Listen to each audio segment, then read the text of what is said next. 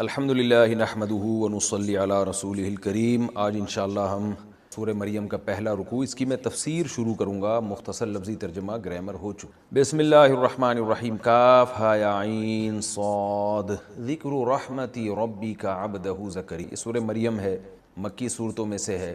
حضرت موسیٰ علیہ السلام کی اولاد میں، حضرت ابراہیم علیہ السلام کی اولاد میں اللہ تعالیٰ نے بہت سارے پیغمبروں کو پیدا کیا۔ حضرت ابراہیم علیہ السلام کا زمانہ ہمارے نبی سے تقریباً 2000 سال پرانا ہے۔ حضرت ابراہیم علیہ السلام کے دو بیٹے، ایک اسحاق علیہ السلام اور ایک اسماعیل علیہ السلام۔ اسماعیل علیہ السلام مکہ مکرمہ میں رہے اور اسحاق علیہ السلام ارض شام میں، جس کو آج فلسطین کہا جاتا ہے، جس پہ یہودیوں نے بیشتر علاقے پہ قبضہ کیا ہوا ہے۔ تو حضرت اسحاق علیہ السلام کی اولاد، پھر یعقوب علیہ السلام، پھر ان کی اولاد میں یوسف علیہ السلام، پھر یوسف علیہ السلام مصر چلے گئے تھے، پھر وہاں ظلم ہوا، موسیٰ علیہ السلام پھر مصر میں، پھر فرعون کو اللہ نے غرق کیا، پھر موسیٰ علیہ السلام کے بعد دوبارہ جہاد ہوا اور پھر دوبارہ فلسطین پہ، بیت المقدس پہ یہودیوں کا قبضہ ہوا، اور پھر داؤد علیہ السلام اور سلیمان علیہ السلام پیغمبر، جنہوں نے دنیا کے بیشتر علاقوں کو فتح کیا اور زبردست اسلامی حکومتیں قائم ہوئیں۔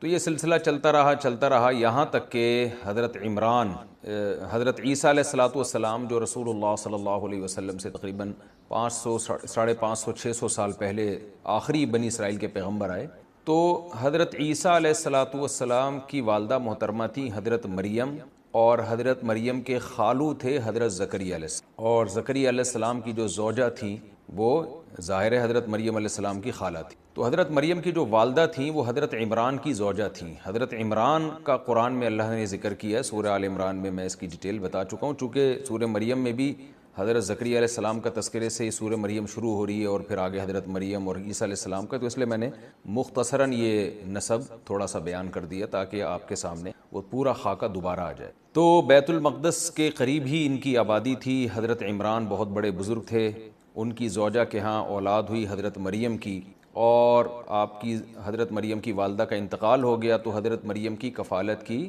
حضرت زکریا علیہ السلام کی زوجہ نے۔ حضرت زکریا علیہ السلام کے خود اولاد نہیں تھی، آپ بھی اللہ کے پیغمبر تھے، تو زکریا علیہ السلام کے تذکرے سے اللہ تعالیٰ نے سورہ مریم کو شروع کی۔ تو اس سے پتہ چلتا ہے کہ یہ جو واقعہ ہے ہمارے نبی صلی اللہ علیہ وسلم سے تقریباً 600 سال پرانا واقعہ ہے۔ کاف ہا یا عین صاد، ذکر رحمت ربک عبدہ زکریا۔ زکریا علیہ السلام کی اولاد نہیں تھی، اللہ سے دعائیں مانگا کرتے تھے کہ اللہ مجھے اولاد دے دے، تو اللہ تعالیٰ فرماتے ہیں یہ تیرے رب کی وہ رحمت جو زکریا پر ہوئی اس کا تذکرہ ہے۔ یعنی یہ جو سورت ہم شروع کر رہے ہیں اس میں تذکرہ ہے تیرے رب کی اس رحمت کا جو تیرے رب کے بندے یعنی زکریا پر تیرے رب نے کی رحمت۔ وہ رحمت کیا تھی؟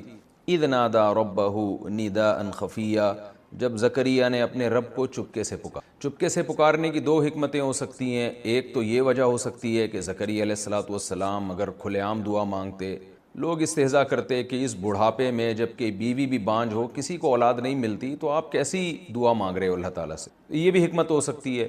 اور اس سے بڑی حکمت یہ ہو سکتی ہے کہ دعا میں اصل یہی ہے کہ خفیہ مانگی جائے، جیسے قرآن مجید میں دوسرے مقام پر آتا ہے ادعوا ربکم تضرعا وخفیہ، اپنے رب کو چپکے سے پکارو۔ تو خوب سمجھ لیں دعاؤں میں جو چیخ و پکار کا ایک رواج چل پڑا ہے، کبھی کبھی جہری دعا کرا دینا تاکہ لوگوں کو تعلیم ہو تو ٹھیک ہے، لیکن اس کا معمول بنا لینا اور اس کو افضل سمجھنا یہ ٹھیک نہیں۔ زکریا علیہ السلام نے چپکے سے اپنے رب کو پکارا، اور یہ آپ دیکھ لیں کہ امام ابو حنیفہ رحمہ اللہ کے نزدیک جو سورہ فاتحہ کے بعد آمین کہی جائے گی نا، وہ بھی آہستہ، اس کی دلیل بھی یہی ہے کہ قرآن میں جہاں بھی دعا کا تذکرہ ہے آہستہ آواز سے دعا کی فضیلت ہے۔ تو آمین بھی دعا ہے، آمین کا مطلب اے اللہ میری یہ دعا کو قبول کر لے، تو یہ بھی تو ایک دعا ہے۔ اور جس حدیث میں آتا ہے کہ نبی نے آمین زور سے پڑھی ہے تو وہ تعلیم کے لیے، تاکہ صحابہ کو پتہ چل جائے کہ سورہ فاتحہ کے بعد آمین بھی پڑھی جاتی ہے۔ یہی وجہ ہے کہ نبی صلی اللہ علیہ وسلم نے ظہر میں جہرن قرات بھی کی ہے۔ تو اب اس کی وجہ سے یہ تو نہیں کہ ظہر کی نماز میں آپ جہرن قرات شروع کر دیں، تو اس کی تمام حضرات یہی تعویل کرتے ہیں تعلیم ناس کے لیے، لوگوں کو بتانے کے لیے کہ میں کیا پڑھ رہا ہوں ظہر کی نماز میں تلاوت کر رہا ہوں ظہر کی نماز میں۔ تو وہاں بھی یہی ہے کہ جو نبی نے زور سے آمین کہی اس کی وجہ تاکہ صحابہ کو پتہ چل جائے، ورنہ دعا میں اصل یہی ہے کہ آہستہ ہو۔ تو آمین بھی اسی دلیل سے آہستہ آواز سے جو بعض فقہا قائل ہیں اس کی دلیل بھی ہے۔ قال رب انی وہن العظم منی، زکریا علیہ السلام نے فرمایا اے میرے رب، وہن العظم منی، میری ہڈیاں بوسیدہ ہو چکی ہیں، واشتعل الرأس شیبا، میرے سر کے بال مکمل سفید ہو چکے ہیں، وَلَمْ أَكُنْ بِدُعَائِكَ رَبِّ شَقِيًّا، لیکن اے اللہ میں تیری پکار سے کبھی بھی محروم نہیں رہا، شقی نہیں رہا، بدبخت نہیں رہا۔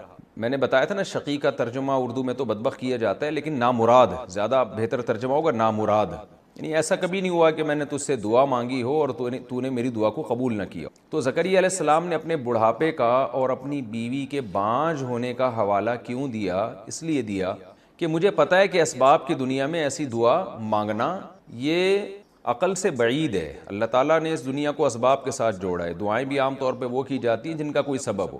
اس کی مثال ہے جیسے کوئی شخص دعا مانگے اللہ اس پتھر کو سونا کر دے، تو یہ دعا مانگنا جائز نہیں ہے، کیونکہ یہ ایک طرح کی بے ادبی ہے۔ اللہ کی عادت ہے اللہ تعالیٰ پتھر کو سونا نہیں کرتے، لیکن زکریا علیہ الصلوۃ والسلام اس کے باوجود ایک ایسی دعا مانگ رہے ہیں جو اسباب کی دنیا میں جس کا قبول ہونا عام طور پر قبول ایسی دعا ہوتی نہیں ہے کہ بھئی بوڑھے بھی ہو گئے اور بیوی بانجھ بھی ہے اور بوڑھی بھی ہے، تو اولاد نہ ہونے کے تمام اسباب ہیں، لیکن اس کے باوجود زکریا علیہ السلام کہہ رہے ہیں، گویا عذر پیش کر رہے ہیں کہ اللہ مجھے پتہ ہے کہ اسباب کی دنیا میں یہ ممکن نہیں ہے، لیکن اس کے باوجود میں تجھ سے مانگ رہا ہوں، اس لیے مانگ رہا ہوں کہ آج سے پہلے ایسا ہوا نہیں ہے، تو میرا اور تیرا معاملہ عام لوگوں سے ہٹ کر ہے۔ وَلَمْ أَكُنْ بِدُعَائِكَ رَبِّ شَقِيًّا، اللہ میں تیری دعا سے کبھی نامراد نہیں ہوا، تو اس لیے میرے ساتھ جو تیرے معاملات ہیں اس کا تجھے واسطہ دے کے کہہ رہا ہوں۔ وَإِنِّي خِفْتُ الْمَوَالِيَ، اب اشکال کا جواب بھی دے رہے ہیں کہ بھائی سوال یہ پیدا ہوتا ہے کہ ٹھیک ہے اللہ کے آپ کے ساتھ معاملات بڑے عجیب ہیں اور آپ کی دعائیں بھی قبول ہوتی رہی ہیں، آپ کا گھرانہ بھی بڑا ایک مبارک گھرانہ ہے، لیکن ایسی کیا ضرورت آپ کو پیش آ گئی کہ وہ عمر جس میں کبھی بھی کسی کی اولاد نہیں ہوتی، تو ایسی عمر میں آپ کوئی اور چیز اللہ تعالیٰ سے مانگ لیں، اولاد ہی مانگنے کی آپ کو کیا ضرورت ہے؟ یہ اشکال تو بہرحال ہوتا ہے نا۔ تو اس کا جواب زکریا علیہ السلام اگلی آیت میں دے رہے ہیں، وَإِنِّي خِفْتُ الْمَوَالِيَ مِنْ وَرَائِي، اے اللہ میں اپنے بعد اپنے رشتہ داروں سے ڈرتا ہوں۔ کیا مطلب اس کا؟ دیکھیں پیغمبر کبھی کسی دنیاوی چیز کی لالچ اللہ تعالیٰ سے نہیں کرتے، اگر دنیا کی کر بھی رہے ہوتے ہیں تو اس سے مراد آخرت ہی ہوتا ہے۔ جیسے سلیمان علیہ السلام نے اللہ سے بادشاہت مانگی، مقصد تھا تیرے دین کو دنیا میں نافذ کروں گا میں، تو یہاں بھی زکریا علیہ السلام کو ڈر یہ تھا کہ میرے جو رشتہ دار ہیں میرے دنیا سے جانے کے بعد خوف اس بات کا ہے کہ دنیا میں غلبہ چونکہ کفر کا ہے تو ایسا نہ ہو کہ یہ بے دینی کی طرف مائل ہو جائیں، اور ہمارے خاندان میں جو ایک رحمتیں اور برکتیں اللہ تعالیٰ کی جو دین پہ مضبوطی سے قائم ہیں ہمارے خاندان کے لوگ، تو ایسا نہ ہو کہ یہ دین سے دور ہو جائیں، تو میری اولاد ہوگی اور نیک صالح اولاد ہوگی، اللہ سے پہلے سے نیک صالح اولاد مانگوں گا تو کم از کم میرے خاندان میں دین کا سلسلہ جاری رہے گا۔ تو یہ جذبہ ہے کہ میری تو اولاد ہے نہیں، اور جو دوسرے شاگرد ہیں یا دوسرے میرے خاندان کے لوگ ہیں ان کے بارے میں مجھے ان کے حالات کو دیکھ کر پورا اطمینان نہیں ہے کہ یہ دین پہ قائم رہیں گے یا نہیں، ہو سکتا ہے یہ دین سے دور ہونا شروع ہو جائیں، لہذا انی خفت الموالی من ورائی، اللہ میں اپنے بعد اپنے رشتہ داروں سے ڈرتا ہوں، وکانت امراتی عاقرا، اور میری بیوی بانجھ ہے جس سے مجھے لگ رہا ہے کہ میرے مزید کوئی رشتے بھی پیدا نہیں ہوں گے اب کہ جن سے میں توقعات لگاؤں، فہب لی من لدنک ولیہ، پس تو مجھے ہبہ کر دے، ہدیے میں دے دے، گفٹ میں دے دے اپنی طرف سے، ولیہ کوئی والے وارث۔ ولیہ کے بہت سارے معنی ہیں، ولی اصل میں دوست کو کہتے ہیں، جو بھی آپ کے قریب ہوتا ہے اس کو کہتے ہیں، تو یعنی مجھے کوئی میرا ہم مشرب دے دے۔ دوست آپ کے نظریے پر ہوتا ہے نا، آپ کی سوچ دوست کی سوچ ایک ہی ہوتی ہے، تو ولیہ کا یہاں مطلب کیا ہو گیا کہ جو جیسا دیندار میں ہوں اور جس مذہب پہ میں چل رہا ہوں، جس مشرب جو میرا مشرب ہے، تو اللہ مجھے اسی جنس کا مجھے اولاد چاہیے، اسی طرح کی مجھے اولاد چاہیے، اور وہ اولاد کیا کرے گی؟ یریثنی، جو میری والے وارث ہوگی علم دین میں۔ پیسوں کی وراثت یہاں قطعاً مراد نہیں ہے، اس پہ پوری امت کا اجماع ہے کہ پیغمبروں کا ظرف اتنا چھوٹا نہیں ہوتا کہ ان کو یہ ڈر ہوتا ہے کہ بھئی میری جو اتنی جائیدادیں ہیں تو اگر میری اولاد نہ ہوئی تو میری رشتہ دار ساری جائیدادیں کھا جائیں گے۔ جیسے بڑے بڑے وڈیروں میں دیکھا ہے کہ وہ اس لیے بھی اولاد کی ان کو طلب ہوتی ہے کہ ہماری کروڑوں کی جائیدادوں کا والی وارث اگر ہماری اولاد نہ ہوئی تو بھائی بہنوں میں جائیدادیں تقسیم ہو جائیں گی، تو اس لیے وہ اولاد چاہ رہے ہوتے ہیں۔ تو یہاں قطعاً وہ مراد نہیں ہے۔ اس کی وجہ یہ ہے کہ ایک تو پیغمبروں کے حالات سے، ان کے قرآن میں جو واقعات ہیں ان سے پتہ چلتا ہے کہ ان کو اس سے کوئی غرض ہی نہیں ہوتی۔ دوسری بات، صحیح حدیث میں یہ مضمون ہے، نحن معشر الانبیاء لا نورث درہما ولا دینار، کہ ہم جو پیغمبروں کی جماعت ہے وہ درہم اور دینار یعنی دولت کا کسی کو وارث بناتے ہی نہیں ہیں، ہم صرف علم کا وارث بناتے ہیں۔ تو اسی وجہ سے پیغمبروں کی جو اگر کچھ مال چھوڑ کے بھی دنیا سے جائیں تو وہ بطور وراثت تقسیم نہیں ہوتا۔ اللہ نے پیغمبروں کو اس معاملے میں دوسرے امتیوں سے بالکل ممتاز رکھا ہے۔ جائیداد اور وراثت امتیوں کی تقسیم ہوتی ہے، باپ کا اتنا حصہ، ماں کا اتنا حصہ، بیوہ کا اتنا حصہ، اولاد کا اتنا حصہ، لیکن پیغمبروں کی وراثت کبھی بھی تقسیم نہیں ہوتی، وہ ساری کے ساری بیت المال میں جاتی ہے، غرباء اور مساکین میں تقسیم ہوتی ہے، جو بھی انسانی کی خیر خواہی کے کام ہے ان میں تقسیم۔ تو اس لیے یہاں پر پوری امت کا اجماع ہے کہ یہاں زکریا علیہ السلام کے وراثت سے مراد ہے جو میرا وارث بنے علم میں، دین میں۔ تو جو علم تو نے مجھے حلال و حرام کا دیا ہے اور جو تقویٰ تو نے مجھے دیا ہے، اے اللہ میں چاہتا ہوں میرا وارث کوئی پیدا ہو، یہ تقویٰ اور یہ علم وہاں ٹرانسفر ہو۔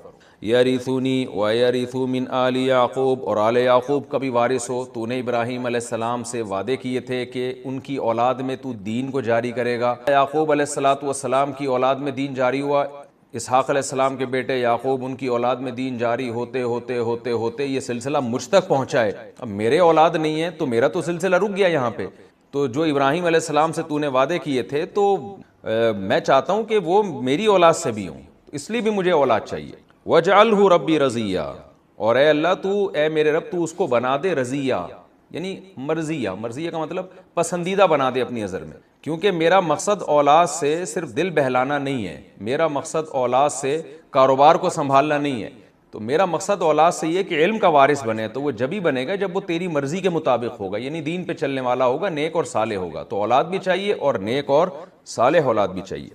یا زکریا انا نبشرک بغلام، زکریا علیہ السلام کی دعا اللہ نے قبول کی۔ قرآن میں ہے نا سورہ آل عمران میں کہ محراب میں زکریا علیہ السلام کو ندا کی گئی فرشتوں کی طرف سے، کیا دعا کی قبول کی گئی؟ انا نبشرک بغلام، اے زکریا ہم تجھے خوشخبری دیتے ہیں بغلام، ایک لڑکے کی، اسمہ یحییٰ، جس کا نام یحییٰ ہوگا۔ اللہ نے براہ راست نہیں بلکہ یہ جبریل کے ذریعے بشارت دی تھی۔ تو ظاہر ہے جبریل جب پیغام لے کر آتے ہیں تو وہ اللہ ہی کی طرف سے ہوتا ہے، اس لیے اللہ نے اپنی طرف نسبت کر دی کہ ہم نے کہا زکریا سے لم نجعل لہ من قبل سمیہ، اور ایسا مبارک بچہ ہے کہ اے زکریا ہم نے اس سے پہلے ان صفات کا کوئی بچہ پیدا نہیں کیا۔ میں نے بتایا تھا نا کہ ترجمے میں کہ اس کی دو تفسیریں، ایک تو یہ کہ اس نام کا کوئی نہیں، لیکن زیادہ راجح قول یہ کہ ان صفات کا کوئی بچہ پیدا نہیں ہوا۔ تو یہاں ایک اشکال ہوتا ہے کہ بھئی سارے پیغمبر اچھی صفات پہ دنیا میں آئے، ابراہیم علیہ السلام بھی، عیسیٰ علیہ السلام بھی، عیسیٰ علیہ السلام تو بعد میں آئے تھے، داؤد علیہ السلام، تو یہ کیا بات ہے، ان میں کون سی ایسی خاص بات تھی؟ تو اس کا تذکرہ قرآن میں آگے آ رہا ہے کہ یحییٰ علیہ السلام کو 3 صفات ایسی دی گئی ہیں جن میں بہت زیادہ کمال پیدا کیا گیا۔ ہر اچھی صفت پیغمبر کو دی جاتی ہے، لیکن ہر پیغمبر میں کا کوئی خاص امتیازی وصف ہوتا ہے جو انہیں دوسرے پیغمبروں سے ممتاز کرتا ہے۔ جیسے موسیٰ علیہ السلام کلیم اللہ تھے، کلیم ہونا آپ کی ایک صفت تھی، یہ مقام اللہ نے کسی اور پیغمبر کو نہیں دیا۔ ہمارے نبی صلی اللہ علیہ وسلم آخری نبی ہیں، اور آپ کے دنیا میں آنے کے بعد تمام شریعتیں منسوخ ہو گئیں اور آپ ساری دنیا کے سارے انسانوں کے لیے آئے۔ یہ جو وصف ہے یہ اللہ نے کسی اور پیغمبر کو نہیں دیا۔ آدم علیہ السلام تمام انسانوں اور تمام پیغمبروں کے والد ہیں، یہ صفت اللہ نے کسی پیغمبر کو نہیں دی۔ اسماعیل علیہ السلام ذبیح اللہ ہیں، ابراہیم علیہ السلام خلیل اللہ ہیں، یہ صفت اللہ نے کسی کو نہیں دی۔ تو اسی طرح اللہ نے یحییٰ علیہ السلام کو 3 صفات جن کا قرآن میں تذکرہ ہے، 3 وہ صفات ہیں جن کا اس موقع پہ تبصرہ ہے، اور 2 صفات ہیں جن کا سورہ آل عمران میں تبصرہ ہے۔ وہ 3 صفات کیا ہیں جو آگے آ رہی ہیں؟ ایک صفت کیا ہے؟ حنانا من لدنا، حنان کہتے ہیں بہت زیادہ رحم دل اور نرم دل۔ تو حضرت یحییٰ علیہ السلام ایک ایسے بچے تھے کہ بہت زیادہ اللہ نے آپ کی طبیعت میں نرم دلی رکھی تھی۔ نرم دل کیا ہوتا ہے؟ کسی کی تھوڑی سی مصیبت کو دیکھ کے اس پہ ترس آ جانا، رحم آ جانا۔ اللہ کی بھی ایک صفت ہے نا رؤوف، رأفت والا۔ تو مظلوم پہ بہت زیادہ جذبہ پیدا ہو جانا۔ اور زکاتن، زکات کا مطلب پاکیزہ، پاکیزہ کیا مطلب؟ اخلاق کے لحاظ سے انتہائی پاکیزہ، ذرہ برابر حسد کا شائبہ بھی نہیں، کسی سے بغض کا شائبہ بھی نہیں، کینہ، تکبر، یہ جو باطنی صفات برائیاں ہوتی ہیں ان سے بالکل پاک، اور اخلاق حمیدہ میں کمال درجے تک پہنچے ہوئے، یہ مطلب ہے زکوٰۃ کا، یعنی بہت زیادہ پاکیزہ طبیعت کے۔ وَكَانَ تَقِيًّا، اور تھے پرہیزگار، یعنی 2 صفات جو تھیں ان کا تعلق ہے دل سے، حنان اور زکوٰۃ کا، اور تقیہ کا تعلق ہے عمل سے، عمل میں بھی بہت زیادہ پرہیزگار، یعنی شبہات سے بھی بچنے والے۔ ایک ہوتا ہے نا یعنی تقوی کے اعلیٰ مقام پہ ذرا سا پتہ چل جائے کہ اس عمل میں اللہ کی ناراضی تو دور کی بات، اللہ کی ناراضی کا شائبہ بھی ہے، اس عمل سے بھی دور رہنے والے، یہ عملی آپ کے اندر یہ ایک صفت تھی۔ اور سورہ آل عمران میں کیا ہے؟ سیدن و حصوراً، کہ سید بھی تھے، حصور بھی، کیا مطلب؟ سردار۔ اللہ نے آپ کو ایسی صفات سے نوازا تھا کہ سرداری آپ کے لائق تھی، لوگ آپ کو سردار بناتے۔ اور حصور کا مطلب، اب حصور کے دو مفہوم بیان کیے گئے ہیں. ایک مفہوم تو یہ کہ عورت سے اجتناب کرنے والے، حصور، حصر کہتے ہیں اپنے آپ کو روک لینا، یعنی حیا کا اتنا زیادہ غلبہ تھا آپ میں کہ عورت کی طرف جو ایک طبیعی طور پہ طبیعت مائل ہوتی ہے اس میں حیا بہت زیادہ رکاوٹ تھی. یہ نہیں کہ آپ کو کوئی جسمانی لحاظ سے کمزوری تھی، پیغمبر اس قسم کے تمام عیبوں سے پاک ہوتے ہیں. تو مردانہ وجاہت یا مردانہ لحاظ سے جو انسان میں قوت اور طاقت ہوتی ہے وہ تو علی وجہ الکمال تھی، لیکن حیا کا غلبہ اور خدا کے خوف کا غلبہ اور جو ہے حیا کا غلبہ اتنا زیادہ تھا کہ عورت کی طرف میلان نہیں تھا. اب اس کے بھی دو مفہوم بیان کیے گئے کہ عورت کی طرف میلان نہ ہونے کا کیا مطلب ہے. بعض لوگ تو اس طرف گئے ہیں کہ نکاح کی رغبت بھی نہیں تھی، لیکن راجح قول یہ ہے کہ ایسا نہیں ہے. نکاح کی رغبت کا ہونا یہ تو پیغمبروں میں ایک صفت ہوتی ہے نکاح کی، یہ مطلب ہے نامحرم عورت کی طرف. تو عام لوگوں کی طبیعت کیا ہوتی ہے کہ کوئی نامحرم عورت جب جا رہی ہو، خوبصورت عورت ہو، دیکھنے کا دل کرتا ہے، لیکن وہ خدا کے خوف سے نظر جھکا لیتے ہیں. لیکن بعض لوگ تقوی کے ایسے اعلیٰ مقام پر ہوتے ہیں کہ حیا کا اتنا زیادہ غلبہ ہوتا ہے کہ ان کی طبیعت میں وسوسے کے درجے میں بھی میلان نہیں ہوتا. جیسے یوسف علیہ السلام کے بارے میں آتا ہے نا، وَلَقَدْ هَمَّتْ بِهِ وَهَمَّ بِهَا، سورہ یوسف میں، کہ جو عزیز مصر کی بیوی تھی اس کے دل میں بھی خیال پیدا ہوا اور یوسف کے دل میں بھی میلان پیدا ہوا. تو میلان پیدا ہونا ایک نیچرل چیز ہے، لیکن یوسف علیہ السلام نے اپنے اس میلان پر خدا کے خوف کی وجہ سے قابو پا لیا. لیکن یحییٰ علیہ السلام کی طبیعت ایسی تھی کہ میلان بھی پیدا نہیں ہوتا غیر محرم کی طرف. تو یہ اللہ نے آپ کو ایک کمال کی صفت عطا فرمائی تھی.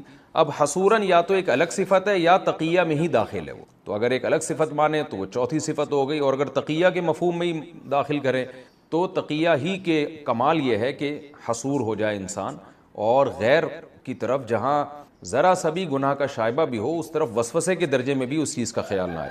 تو یہ اللہ تعالیٰ نے آپ کو الگ صفات سے نوازا تھا. وَبَرًّا بِوَالِدَيْهِ، اور اسی تقوی کا کہ تکمیلات میں سے یہ تھی یہ بات. حنان اور زکوٰۃ میں نے بتایا نا دل کی صفات، اور تقیہ کا مطلب جو عملی صفات تھیں، تو ان عملی صفات میں تقوی تھا. اس تقوی کا ایک مظہر یہ بھی تھا کہ برم بوالدیہ، اپنے والدین کے ساتھ بہت زیادہ اچھا سلوک کرنے والے، کیونکہ جس کے دل میں اللہ کا خوف ہوتا ہے وہ والدین کے ساتھ بہت اچھا سلوک کرتا ہے.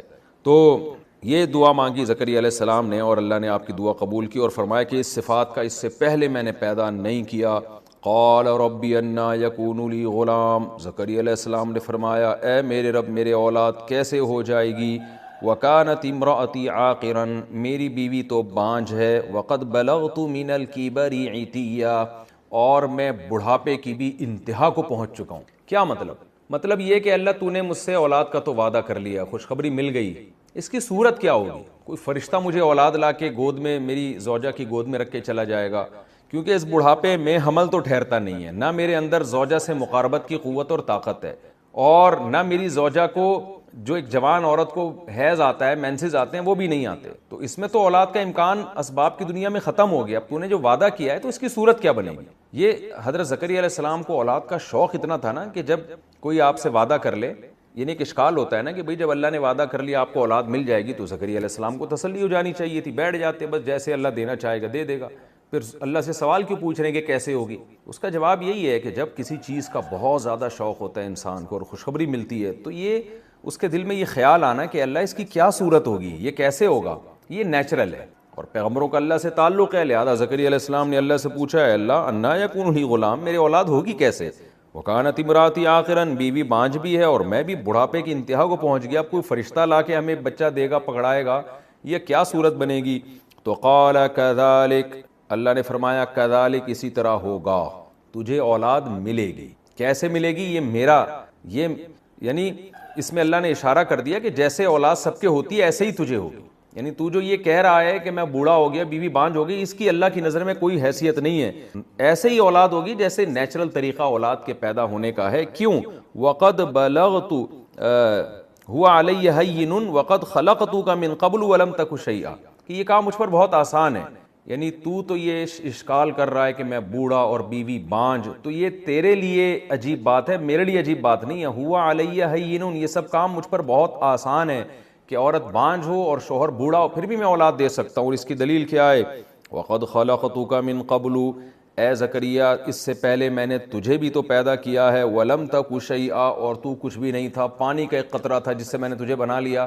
تو جو پانی کے قطرے سے انسان بنا سکتا ہے وہ بڑھاپے میں اولاد نہیں دے سکتا، تو یہ کوئی اچھمبے کی بات نہیں ہے، کوئی آسمان سے فرشتہ نہیں آئے گا، ایسا ہی ہوگا جیسے سب کی اولاد ہوتی ہے۔ اب زکریا علیہ السلام پھر اللہ کے سامنے گڑ گڑانے لگے، کیونکہ اب زکریا علیہ السلام کو یقین ہو گیا بھائی بیوی کو حمل ٹھہرے گا اور اولاد ہوگی۔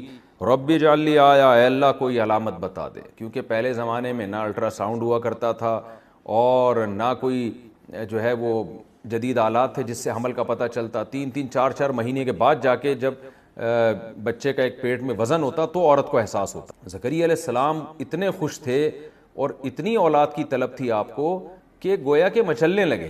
اب یہاں بھی ایک اشکال ہوتا ہے نا کہ جب اللہ نے کہہ دیا کہ بھئی بیوی کو حمل ہوگا، آپ کے اولاد ہوگی، تو آرام سے تسلی کر کے بیٹھ جاتے، لیکن نہیں اے اللہ مجھے نشانی بتا دے۔ یہ انسان کی فطرت ہے اور یہ عبدیت کا تقاضا ہے۔ اللہ کے سامنے استغنا کرنا یہ عبدیت کے خلاف ہے، بڑوں کے سامنے استغنا کرنا یہ بھی ایک تکبر ہے۔ تو جب کوئی بڑا آپ کو گفٹ دے رہا ہو نا تو آپ کو چاہیے آپ خوشی کا اظہار کریں، آپ استغنا نہ کریں کہ اچھا ٹھیک ہے آپ نے وعدہ کیا تو ٹھیک ہے، مجھے پتہ ہے آپ وعدہ پورا کریں گے، تو جب آپ پورا کرنا ہو تو مجھے بتا دیے گا۔ نہ آپ جب عید کا دن ہوتا ہے اور بچے عیدی کے لیے مچلتے ہیں، بھاگتے ہیں آپ کے پیچھے، تو ماں باپ کو یہ عمل اچھا لگتا ہے بچوں کا۔ جب آپ کوئی گفٹ دیتے ہیں تو اچھا لگتا ہے ماں باپ کو کہ بچے اس پہ خوش ہو جائیں، تو اللہ تعالیٰ کو بھی یہ عمل اچھا لگتا ہے کہ میں جب کسی بندے کو نعمت دوں تو وہ خوشی کا اظہار کرے۔ تو زکریا علیہ السلام فوراً کہنے لگے رب اجعل لی آیہ، اللہ کوئی علامت بتا دے مجھے، جب میری بیوی کو حمل ٹھہرے مجھے پتہ چل جائے تاکہ میری خوشی میں اور زیادہ اضافہ ہو۔ قال آیتک اللہ تکلم الناس، اللہ نے فرمایا اے زکریا تیری نشانی یہ ہے۔ دیکھیں اللہ کی جب رحمت ہوئی ہے تو پھر اللہ تعالیٰ بھی زکریا علیہ السلام کی ساری دعائیں قبول کرتے جا رہے ہیں۔ آیتک اللہ تکلم الناس، تیری نشانی ہے کہ تو لوگوں سے کلام نہیں کر سکے گا، ثلاث لیال سویہ، مکمل 3 راتیں، یعنی آپ کی زبان بند ہو جائے گی، بولنے کی طاقت اللہ آپ سے چھین لے گا۔ تو جب بولنے کی طاقت اللہ چھین لے تو سمجھ لیں کہ آپ کی زوجہ کو حمل ٹھہر گیا ہے اور اللہ کی طرف سے خوشخبری آ گئی ہے۔ فخرج علی قومہ من المحراب، حضرت زکریا علیہ السلام مسجد اقصیٰ میں جہاں عبادت کیا کرتے تھے وہاں محراب سے نکلے، فاوحی الیہم، اور لوگوں کو اشارے سے کہنے لگے۔ کیا مطلب؟ اللہ نے آپ کی زبان بند کر دی اور آپ سمجھ گئے کہ اللہ کی طرف سے یہ خوشخبری آ گئی ہے۔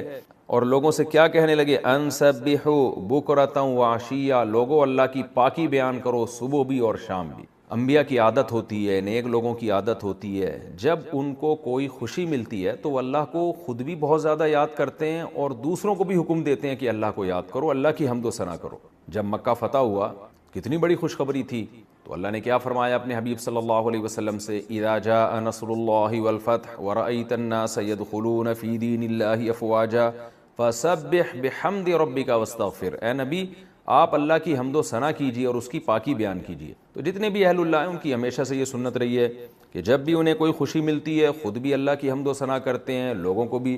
اور جو بے دین لوگ ہیں جب انہیں کوئی خوشی ملتی ہے وہ شراب و کباب کی طرف جاتے ہیں، وہ غیر سنجیدہ حرکتوں کی طرف جاتے ہیں۔ تو زکریا علیہ السلام نے اپنی قوم سے فرمایا ان سبحوا بکرۃ وعشیہ، لوگو اللہ کی پاکی بیان کرو صبح بھی اور شام بھی، یعنی کثرت سے اللہ کا ذکر کرو۔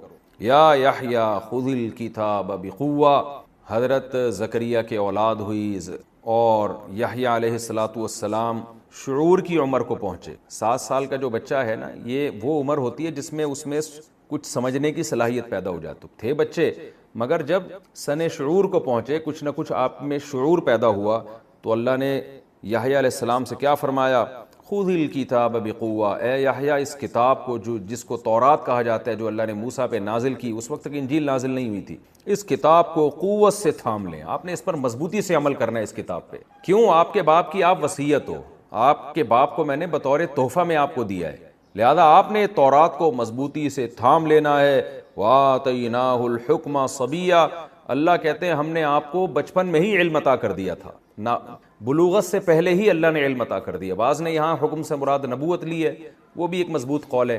تو اس کا نتیجہ یہ نکلے گا کہ یحییٰ علیہ السلام کو بچپن میں ہی اللہ نے نبوت دے دی۔ عام طور پہ پیغمبروں کو نبوت 40 سال میں ملتی ہے، لیکن یحییٰ علیہ السلام کو بچپن میں۔ اور بعض مفسرین اس طرف گئے ہیں کہ یہاں نبوت مراد نہیں ہے بلکہ علم مراد ہے، سمجھ بوجھ مراد ہے۔ علم سے مراد بھی سمجھ بوجھ۔ بعض بچے بچپن میں بڑے سمجھدار ہوتے ہیں، ان میں حق اور باطل، صحیح اور غلط میں تمییز کی صلاحیت پیدا ہو جاتی ہے۔ آج بھی ایسے علماء کے واقعات ہیں کہ جب آپ ان کی سیرت پڑھیں تو پتہ چلتا ہے کہ بھئی ان میں بچپن سے ہی اللہ نے بہت زیادہ سمجھداری پیدا کی تھی۔ بچوں میں بھی آج بھی یہ دیکھنے میں فرق نظر آتا ہے، لیکن یحییٰ علیہ السلام کو اللہ نے خاص علم عطا کیا۔ وَحَنَانًا مِن لَدُنَّا، اللہ کہتے ہیں ہم نے اپنی طرف سے آپ میں رحم دلی پیدا کی۔ وَزَكَاةً، اور آپ کو بہت پاکیزہ بنایا، یعنی اخلاق کے اعتبار سے۔ وَكَانَ تَقِيًّا، اور بہت زیادہ اللہ سے ڈرنے والے، یعنی بچنے والے گناہوں سے، اللہ کے خوف سے، گناہوں سے بہت زیادہ بچنے والے تھے۔ وَبَرًّا بِوَالِدَيْهِ، اور آپ کی ایک صفت یہ بھی تھی کہ اپنے والدین کے ساتھ بہت اچھا سلوک کرنے والے۔ اللہ نے بطور گفٹ کے دیے نا، تو وہ اولاد جو ماں باپ کو ستانا شروع کر دے وہ تو عذاب بن جاتی ہے، تو باپ اور ماں کے ساتھ اچھا سلوک کرتے تھے۔ وَلَمْ يَكُنْ جَبَّارًا عَصِيًّا، سخت طبیعت کے اور نافرمان نہیں تھے۔ وَسَلَامٌ عَلَيْهِ، اور اللہ نے اس وقت یہ اعلان کر دیا کہ ان پر سلامتی ہو یوم وُلِدَ، جس دن یہ پیدا کیے گئے، یعنی ہر قسم کے شر سے اللہ ان کو محفوظ رکھے۔ وَيَوْمَ يَمُوتُ، اور جس دن ان کی موت واقع ہوگی اس دن بھی یہ شر سے محفوظ رہیں گے۔ وَيَوْمَ يُبْعَثُ حَيًّا، اور جس دن قیامت کے دن زندہ کر کے اٹھائے جائیں گے اس وقت بھی اللہ ان کو شر سے محفوظ رکھے گا۔ تو تینوں موقعوں پر ان پر سلامتی۔ یہ بہت اہم رکوع ہے، اور اس میں تو جب یہ تلاوت کرتا ہوں تو آج کے جو دینداروں کی حالت ہے نا اس پر مجھے افسوس ہو، نہ توکل، نہ اولاد کو دین پہ چلانے کی فکر، بس دولت پیسہ دولت پیسہ دولت پیسہ۔ تو کیسی پیغمبروں کو فکریں ہوا کرتی تھی کہ یہ دین ہماری اولاد میں ٹرانسفر ہو کسی طریقے سے، اللہ ان سے دین کا کام لے۔ اس پورے رکوع کا جو ایک مین آئیڈیا ہمیں ملتا ہے نا، جس کو سینٹرل آئیڈیا کہتے ہیں، وہ انتہائی اہم جو پیغام مل رہا ہے۔ دیکھیں، قرآن تاریخی کتاب نہیں ہے کہ صرف آپ کو واقعات سنانے کے لیے تاکہ آپ کی نالج میں اضافہ ہو، ہسٹری کی کتاب نہیں ہے۔ قرآن اگر کوئی واقعہ بیان کر رہا ہے نا تو اس کے اور جن جن پہلوؤں کو ہائی لائٹ کر رہا ہے وہ تمام پہلو ان میں بہت بڑا سبق ہے۔ مثال کے طور پر قرآن نے یہ کہہ دیا یحییٰ علیہ السلام اپنے والدین کے ساتھ اچھا سلوک کرتے تھے، تو یہ کوئی محض خبر دینا نہیں ہے، اس کا مطلب اللہ کی نظر میں والدین کے ساتھ اچھا سلوک اتنی اہمیت کا حامل ہے کہ یحییٰ علیہ السلام کی اس صفت کو، کہ اللہ پہلے یحییٰ علیہ السلام کی تعریفیں کر رہا ہے، پھر ان تعریفوں کی وجہ بتا رہا ہے کہ دیکھو زکریا علیہ السلام کی دعا پوری ہوئی، اور میں نے اس صفات کا بچہ پیدا کیا کہ جو نرم دل تھا، جو پاکیزہ طبیعت کا تھا، اور ماں باپ کے ساتھ اچھا سلوک کرتا تھا۔ اس کا مطلب ماں باپ کے ساتھ اچھا سلوک کرنا اللہ کی نظر میں بہت اہمیت کا حامل ہے، اور یہ بڑے بڑے لوگوں، نیک لوگوں کا کام ہے کہ وہ اچھا سلوک کیا کرتے ہیں اپنے والدین سے۔ آج تھوڑا سا آپ دیکھ لیں نا، لوگوں میں تکبر پیدا ہو جائے تو سب سے پہلے اپنے ماں اور باپ، جو دیہاتی اور گنوار ماں باپ ہوتے ہیں، ان کو بھولتے ہیں وہ۔ تو اس سے جو ہمیں بنیادی سبق ملتا ہے نا کہ پیغمبروں کو کتنی کوشش ہوتی تھی، کتنی چاہت ہوتی تھی کہ ہماری اولاد میں دین ٹرانسفر ہو۔ آج اپنی اولاد کو پیسے کے پیچھے لگایا جا رہا ہے اور عیاشیاں ان کو کرائی جا رہی ہیں۔ اب تو آپ حالات دیکھ لیں کہ بچیوں کو ڈانس سکھایا جا رہا ہے، لڑکوں کو ڈانس سکھایا جا رہا ہے، مس گیدرنگ میں بھیجا جا رہا ہے کہ براڈ مائنڈڈ بنیں گے، اپنے ساتھ بچوں کو سینما گھر لے کے جا رہے ہوتے ہیں۔ تو ان لوگوں کے تو اللہ تذکرے ذکر نہیں کرتا، تو ایسے مبارک لوگوں کے اللہ تذکرے ذکر کرتا ہے۔ تو اس کا جو ہمیں بنیادی سبق اس رکوع سے ملتا ہے نا، اولاد کتنی بڑی اللہ کی نعمت ہے۔ نمبر 2، اس کی دینی فکر کرنا، اور یہ چاہنا کہ میری سارے علوم میری اولاد میں ٹرانسفر ہو، اس کی فکر کرنا، یہ پیغمبروں کی سنت ہے۔ تو اللہ فرماتے ہیں ذکر رحمت رب، میں سے جو چند پوائنٹ کی باتیں ان کو ہائی لائٹ کر دیتا ہوں۔ پہلی بات یہ کہ اللہ نے اولاد کے عطا کرنے کو اپنی بہت بڑی رحمت قرار دی، تبھی اللہ کہتے ہیں تیرے رب کی بڑی رحمت ہوئی زکریا پر، ہم اس رحمت کا تذکرہ کرتے ہیں۔ تو کیا رحمت ہوئی تھی؟ اللہ نے نیک صالح اولاد دے دی تھی۔ تو اس سے پتہ چلتا ہے کہ اولاد کا ہونا بہت بڑی نعمت ہے۔ علامہ قرطبی کہتے ہیں یہ آیت اس بات پر دلالت کرتی ہے کہ اولاد کا وجود اللہ کی نعمتوں میں سے بہت بڑی نعمت۔ ابراہیم علیہ السلام کو اللہ نے آپ سے قربانی لی تو نوازا کیسے؟ اولاد عطا فرمائی۔ حضرت آل عمران کی اللہ نے صفات ذکر کی، نوازا کیسے؟ حضرت مریم عطا کی۔ حضرت مریم کو اللہ نے کیسے نوازا؟ عیسیٰ ابن مریم عطا کی۔ تو اولادوں کے ذریعے اللہ نوازتا ہے اپنے نیک بندوں۔ تو اس سے پتہ چلتا ہے کہ کبھی بھی اولاد کی فکر سے غافل نہیں ہونا چاہیے۔ یہاں اکثر لوگ ایک سوال کرتے ہیں کہ بھئی ان کو تو نیک اولادیں ملی تھی، تو ہمیں کیا پتا کہ ہماری اولاد نیک ہوگی کہ نہیں ہوگی؟ دیکھیں، ان کو یقیناً پہلے سے اللہ نے بتا دیا کہ نیک اولاد ملے گی، ہمیں نہیں پتا۔ تو اسی وجہ سے ہمارے نبی صلی اللہ علیہ وسلم نے ہمیں اولاد کی کثرت کا حکم دیا، اور قرآن میں بیان کیا اللہ نے لا تدرون ایہم اقرب لکم نفعا، تمہیں نہیں پتا تمہاری اولاد میں کون تمہارے لیے زیادہ کارآمد ہوگی۔ تو اس لیے اسلام میں جو کثرت اولاد کی ترغیب ہے، اس کی ایک بڑی وجہ یہ بھی ہے کہ آپ کے جب زیادہ اولاد ہوگی تو کوئی نہ کوئی اس میں یقیناً ایسا نکلے گا جو آپ کی امید ہے کہ آخرت میں آپ کی نجات کا ذریعہ بن جائے. اگر ہمیں پتا ہوتا نا کہ اللہ نے ہم سے وعدہ کر لیا ہوتا کہ تمہیں ایک بچہ دوں گا اور وہ بہت اعلیٰ صفات کا ہوگا, تو آپ نسل روک لیتے, لیکن ہمیں نہیں پتا. اس لیے قرآن کہہ رہا ہے لا تدرون ایہم اقرب لکم نفعا. سورہ نساء میں اللہ کہتا ہے تمہیں نہیں پتا کہ تمہاری اولاد میں کون تمہارے لیے زیادہ کارآمد نکلے. میں نے ایسے بہت سارے واقعات دیکھے ہیں اور سنے بھی ہیں کہ ایک عالم کے کئی اولادیں ہوئیں, کوئی اولاد بھی ان کے نقش قدم پہ نہیں چلی, لیکن اللہ نے ایک ایسا بچہ دے دیا جس نے ان کے علوم کو آگے منتقل کیا. آپ یوسف علیہ السلام کا دیکھ رہے ہیں نا, یعقوب علیہ السلام کے 11 بیٹے تھے اور 13 بیٹے تھے, 13 بیٹے تھے یعقوب علیہ السلام کے, تو آخری 2 بیٹے اس میں کام کے نکلے جنہوں نے یعقوب علیہ السلام کے دین کو زندہ رکھا, جو یوسف علیہ السلام اور بنیامین. باقی 9 کے 9 بیٹے 11 کے 11 بیٹے پیغمبر کے بیٹے ہونے کے باوجود بھی اس پائے کے نہیں تھے جیسے 12ویں نمبر اور 13ویں نمبر پہ پیدا ہونے والے بنیامین اور یوسف علیہ السلام تھے. تو ایک 13ویں نمبر پہ پیدا ہونے والے بیٹے نے کیسا یعقوب علیہ السلام کا نام روشن کر دیا کہ ان کے نام پہ پوری سورہ یوسف نازل ہو گئی. اس لیے ہمیں نہیں پتا کہ ہمارے بچوں میں کون سا ایسا ہے جو اللہ کا بہت زیادہ محبوب نکلے اور ہمارے نام کو اور ہمارے کام کو قیامت تک وہ زندہ رکھے. تو اس لیے اولاد کی کثرت یہ شریعت میں پسندیدہ ہے. اس آیت سے ہمیں, اس رکوع سے ہمیں یہ بھی پتہ چلتا ہے. دوسرا اس میں ہمیں ایک نقطے کی بات یہ پتہ چلتی ہے کہ دعائیں خفیہ مانگنا, عاجزی کے ساتھ مانگنا, یہ زیادہ ثواب. تیسری بات یہ کہ جب اللہ سے دعا مانگی جائے تو اللہ کو تمام قسم کے واسطے دیے جائیں, اس کی ریزن بھی بتائی جائے. جیسے زکریا علیہ السلام اللہ سے دعا مانگ رہے, دیکھیں اللہ سے مانگنے کا وہی طریقہ ہے جو آپ انسانوں سے مانگتے ہیں, کیسے پیچھے پڑ جاتے ہیں اور کیسے اس کو مختلف قسم کے ریفرنسز دے رہے ہوتے ہیں. تو یہاں بھی یہی ہے, جب آپ اللہ سے دعا مانگیں, زکریا علیہ السلام اللہ سے دعا مانگ رہے ہیں, اللہ میرے پیچھے رشتہ دار ہیں, مجھے خطرہ ہے کہ وہ بے دین ہو جائیں گے اور میں تجھ سے دین کی خاطر اولاد مانگ رہا ہوں, میں تجھ سے پیسوں کے لیے اولاد نہیں مانگ رہا. تو یہ واسطے اللہ کو دینے چاہیے, اس سے دعا کی قبولیت کا امکان بڑھ جاتا ہے. اور یہ بھی پتہ چلتا ہے کہ جو لوگ اللہ کے نیک بندے ہوتے ہیں ان کے ساتھ محیر العقول واقعات ہوتے ہیں. زکریا علیہ السلام کو بڑھاپے میں جو اولاد ملی نا, دوسرے مقام پہ قرآن میں آتا ہے کہ وہ بھی حیران ہوئے کہ کیسے اولاد ملے گی. تو اللہ نے اس کا جواب دیا قرآن میں, کانوا یسارعون فی الخیرات. زکریا اور اس کی زوجہ وہ نیکیوں میں ایک دوسرے سے آگے بڑھا کرتے تھے, یہ ایسا خاندان تھا مبارک, تو اس لیے ہم نے ان کے ساتھ یہ کیا. ابراہیم علیہ السلام کو جب اللہ نے بڑھاپے میں اولاد کی خوشخبری دی تو آپ کی زوجہ نے کہا کہ یہ کیسے ممکن ہے بڑھاپے میں اولاد, تو وہاں فرشتوں نے بھی یہی بات کہی, رحمت اللہ وبرکاتہ علیکم اہل البیت, کبھی تم اللہ والے لوگ ہو تو اللہ کی تم پہ خصوصی رحمتیں. تو اس سے ہمیں یہ بھی پتہ چلتا ہے ایک سبق کہ ہمیں اپنے گھر میں تلاوت کا, نماز کا, تہجد کا, صدقات و خیرات کا, جو نیکی کے کام ہیں ان میں ایک دوسرے سے آگے نکلنے کی کوشش کرنی چاہیے. تو اگر ہمارے گھروں کا یہ ماحول ہوگا تو اللہ کے معاملات بھی ہمارے ساتھ دوسروں سے ہٹ کر ہوں گے. اسباب کے بغیر اللہ ہمیں رزق مہیا کرے گا اور ایسے ایسے کام اللہ بنائے گا جو عام لوگوں کی نظر میں جس کا تصور نہیں ہے. تو یہ اللہ کے معاملات ہوتے ہیں ان لوگوں کے ساتھ جو اللہ کے لیے قربانیاں دیتے ہیں. چوتھی بات اس میں اللہ کی قدرت بھی پتہ چلتی ہے کہ زکریا علیہ السلام نے کہا کیسے ہوگی اولاد, اللہ نے فرمایا اسی طرح ہی ہوگی اور میرے لیے بہت آسان ہے. آج ملحد لوگ, ایتھیس لوگ فضول لوگوں کی طرح بالکل ایک بے وقوفانہ بات کرتے رہتے ہیں کہ دوبارہ زندہ ہونے پر کوئی سائنسی دلیل ہمارے پاس نہیں ہے. تو بھائی پہلی دفعہ زندہ ہونے پر کون سی دلیل ہے؟